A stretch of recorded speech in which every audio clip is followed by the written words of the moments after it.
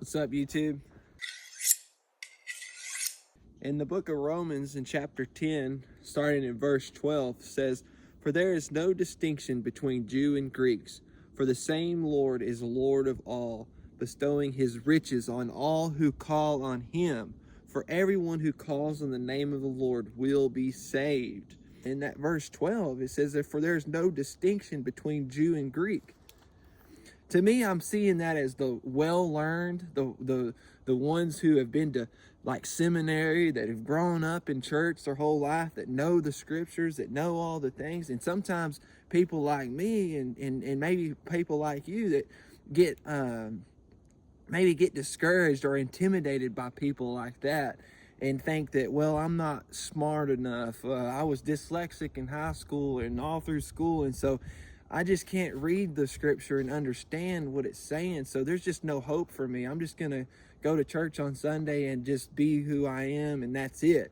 No, we've been given the mind of Christ. We've been given his strength, his righteousness, his glory, everything that he's given us. That's what we've been becoming, is becoming more like him. We're being conformed into his image here and now, here in this earth, so that we can be the light, so that we can be vessels to be utilized by him for his glory. And so I just want to come on here and just encourage you to look deeper, trust in the process, be the light, go and shine bright, and have confidence in him, not in yourself. I have to have faith in him, in his ability, not in my ability. If I've got faith in my ability, I know I'm doing something wrong because I'm failing. I'm giving up. I'm short-tempered. I'm doing all these things because I'm not capable of doing this. You know, I'm rooted and I'm grounded and in full assurance with that, and sealed with those promises of him, of who he is and what he's done and all the work that he's completed and the battle that he won and all those things. That's the gospel. That's what he's done. He's come to set the captives free.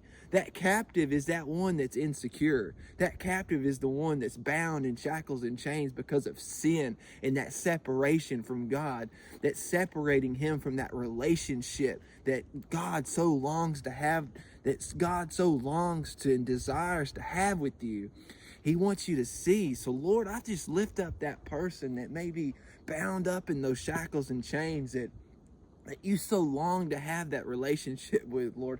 I pray that their ears would hear this message and their hearts would receive it with thanksgiving, and that seed would be planted on that fertile soil, and that they would sprout up and they would begin to be grounded and rooted in you and what you've done, Lord. And I just thank you for that, Lord. I just give you all the honor, glory, and praise for the testimony in their life, that they're going to begin to have boldness and to speak up and to have faith in you and not in themselves, but Lord, that they would be established and rooted and grounded in you, and to you, to glory be to you, Lord. And I just give you praise and thanks for this opportunity to jump on here and encourage my brothers and sisters that watch this. And y'all have a blessed evening.